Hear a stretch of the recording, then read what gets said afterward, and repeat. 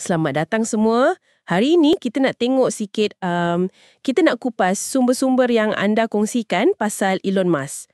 Pasal keputusan dia nak berundur dari pentadbiran Trump tu. Ya, Kita nak faham lah kan apa cerita sebenarnya di sebalik semua ni. Berdasarkan apa yang kita ada, laporan berita, analisis, macam tu. betul. Sumber kita ni memang fokus pada pengumuman rasmi Musk tu. Lepas tu, kenyataan dia yang ada sikit macam bercanggah pun ada. Kritikan terbuka dia pasal rang undang-undang belanja tu. Dan yang penting, analisis dari Kara Swisher. Wartawan teknologi kan dia? Ya, Kara Swisher. Dia ulas pasal kemungkinan, sebab dan kesan pengunduran Musk ni.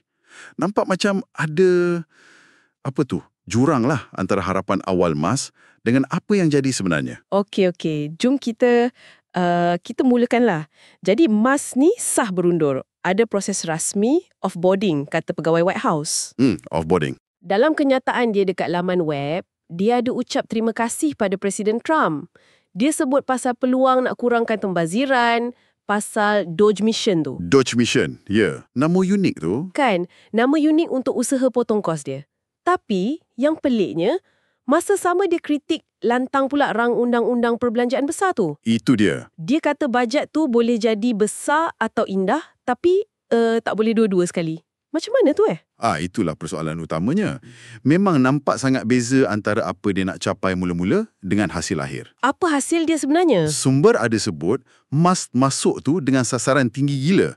Nak potong pembaziran sampai, kalau tak silap saya, 1 trilion ke 2 trilion. Banyak tu.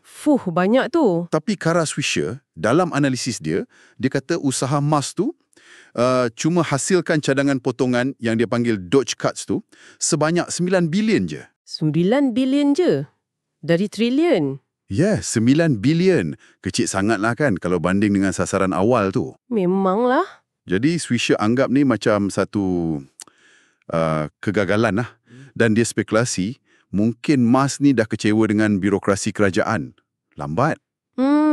Tak macam dia urus syarikat dia kan. Kat syarikat dia arah terus jalan. Kerajaan lain sikit cara kerja dia. Faham. Budaya kerja lain kan. Macam langit dengan bumi agaknya. Betul. Lepas tu, Swisher tambah lagi. Katanya ada tekanan lain juga.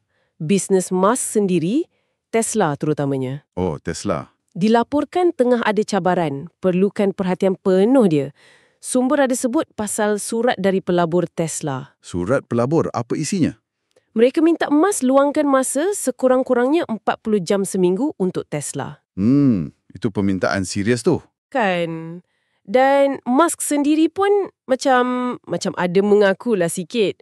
Dia mungkin dah terlebih masa untuk kerja kerajaan ni. Tapi dia salahkan media pula. Salahkan media? Kenapa pula? Katanya media terlalu fokus pada penglibatan politik dia. Macam itulah lebih kurang. Susah juga agaknya nak seimbangkan semua benda tu. Memang tak dinafikan. Lagi-lagi bila bisnes besar macam tu kan. Lepas tu, reaksi Presiden Trump sendiri pun menarik juga pasal kritikan bajet oleh Musk tu. Apa reaksi Trump? Marah ke? Tak juga. Dalam sumber ni, Trump nampak agak relax je. Dia balas kritikan tu, dia cakap pasal nak kena dapatkan undi, dapat sokongan. Main politik lah tu. Ya, dia anggap tu proses politik biasa. Macam begitulah caranya. Macam itulah dia cakap. Okey. Tapi pandangan Swisher pasal Musk ni agak tajam juga tau. Dia kata Musk ni lebih kepada showmanship. Showmanship? Maksudnya? Macam suka menunjuk-nunjuk lah. Lebih gaya dari kerja sebenar. Malah, ada dakwaan Musk ni macam buli pegawai kabinet lain. Ya ke? Sampai macam tu sekali? Itu yang disebut dalam analisa Swisher tu lah. Swisher juga perasan, Musk ni macam cenderung nak gambarkan diri dia sebagai mangsa. Mangsa? Contohnya? Macam bila dia kata inisiatif Doge dia tu dijadikan kambing hitam. Macam tu. Kambing hitam. Selalu dengar naratif macam tu kan? Tapi menariknya, walaupun dah keluar, dah kena kritik macam tu, Swisher ramalkan Musk ni takkan hilang terus dari lingkungan pengaruh Trump. Kenapa Sebab utama, kata Swisher, sebab kekayaan dia tu. Dan kesanggupan dia ambil risiko.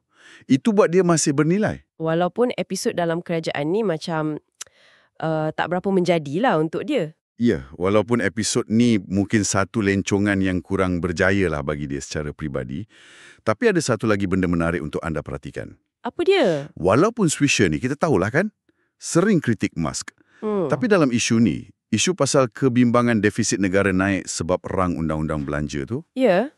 mereka berdua macam, sependapat pula. Oh, sependapat pasal defisit tu. Ya, satu titik pertemuan yang agak mengejutkan jugalah. Jadi apa rumusan besar yang boleh kita ambil untuk anda dari semua perbincangan kita ni? Sumber-sumber ni tunjukkan pengunduran Musk ni rumit lah kan, bukan satu sebab je. Betul? Macam-macam faktor. Ada perbezaan pandangan dasar pasal belanja, pasal defisit tu. Ada kemungkinan dia sendiri kecewa dengan cara kerja kerajaan. Dengan rentak kerja tu. Ya. Lepas tu, sasaran potong bajet dia yang tinggi sangat tu tapi tak capai.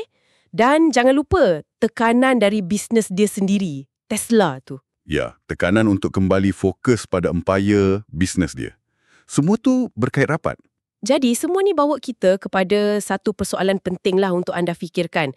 Walaupun babak emas dalam kerajaan ni dah habis. Kisah ni tunjuk betapa rapatnya sekarang dunia teknologi dengan dunia politik saling mempengaruhi. Sangat rapat. Dan ini persoalan untuk anda renungkan.